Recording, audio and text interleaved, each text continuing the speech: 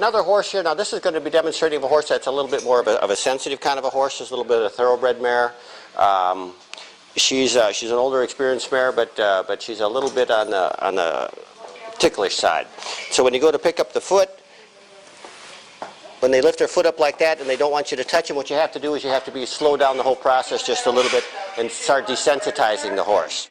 So what you want to do is you want to just take and run your hand down very, very softly and all the way down to the pastern so they get used to having the leg handled and touched. This is a sensation that they're not used to, and so what they're afraid of, what you're going to do is you're going to just snatch their leg away and hold it. They're not going to be able to flee. That these are prey animals, and being able to move away and run is very, very important to them.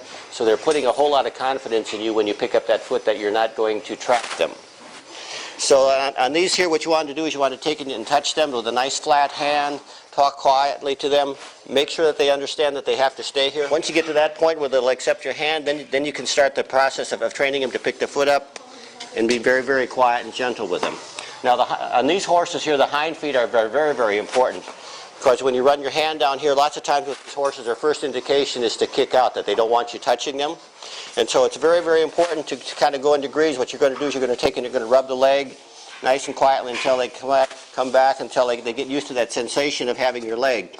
When you get down here to the hock, that's where the most important part is. If they're going to kick out, that's the times what they'll do is they'll what's called a cow kick. They'll bring their leg up here and possibly kick you in the knee, and so you have to be well aware of that. And so what you have to do is touch them very quietly. When they accept your hand, then you can take and you can take and run your hand down and pick the foot up. Okay, we're going to move on next to more of the belligerent type.